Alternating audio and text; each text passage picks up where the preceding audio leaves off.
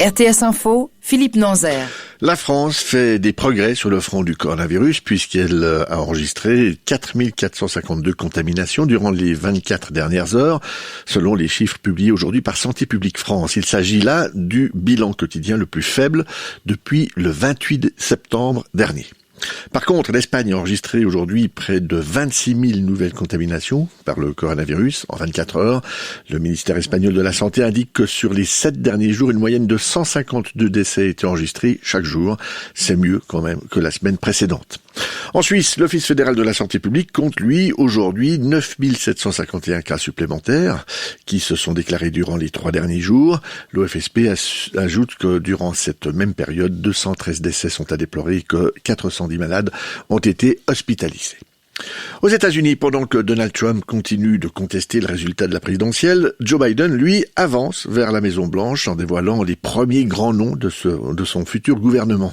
Anthony Blinken, ex-numéro 2 du département d'État sous le président Barack Obama, et l'un des principaux conseillers en diplomatie de Joe Biden, est nommé aujourd'hui à la tête de la diplomatie, et l'ancien secrétaire d'État de Barack Obama, John Kerry, sera l'émissaire spécial du président américain sur le climat, signe de l'importance qu'accorde Joe Biden à ce dossier.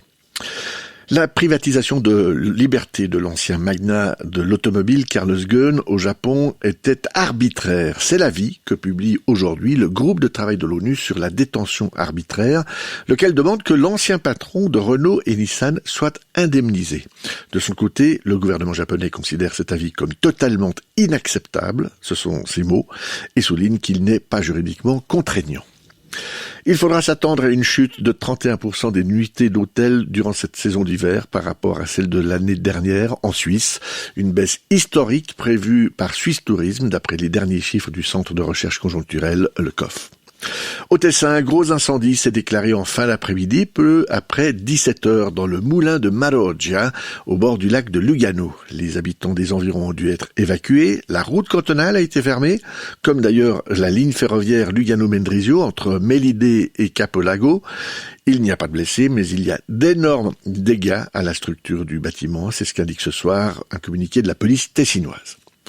Météo, les météorologues nous promettent une nuit claire, mais demain matin, ce sera le retour des traditionnels bancs de stratus et du brouillard sur le plateau jusque vers 800 à 900 mètres d'altitude.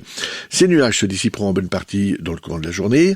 Côté température, il ne fera pas plus de 5 degrés sous la grisaille et quand même le mercure grimpera jusqu'à 10 degrés, c'était pas grand chose non plus, tout au plus sous le soleil. Et nous aurons le même type de temps mercredi et jeudi. Découvre